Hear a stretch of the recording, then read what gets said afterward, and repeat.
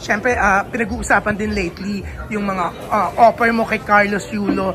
Kasama ba sa offer mo na libre siya dito sa barbecue chicken? Lifetime na libre siya? Hindi naman. Ay, hindi.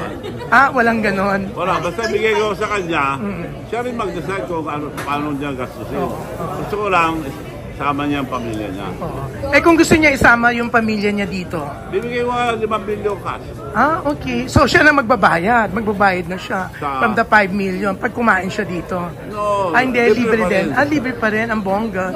Magbati or hindi magbati, bibigay mo ba yung 5 million kay kailangan magbati? Hindi naman yung goal ng purpose ko eh. Ang purpose ko rin yung ma-reunite siya sa pamilya. So if hindi magbati, walang 5 million.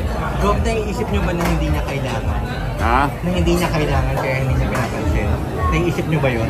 Oo, kasi 5 million. Alam ko hindi niya kailangan dahil marami nagbibigay, pero dapat maging role model ng family siya dahil pag siya magbago ngayon, nanalo na siya. Lalo na ngayon, nanalo, pakita niya sa bansa na siyang role model sa family.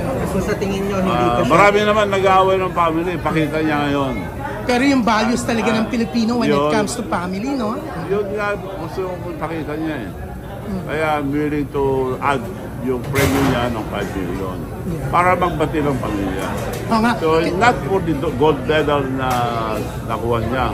Para sa pamilya niya, pakita niya sa taong bayan na siya ang role model ngayon.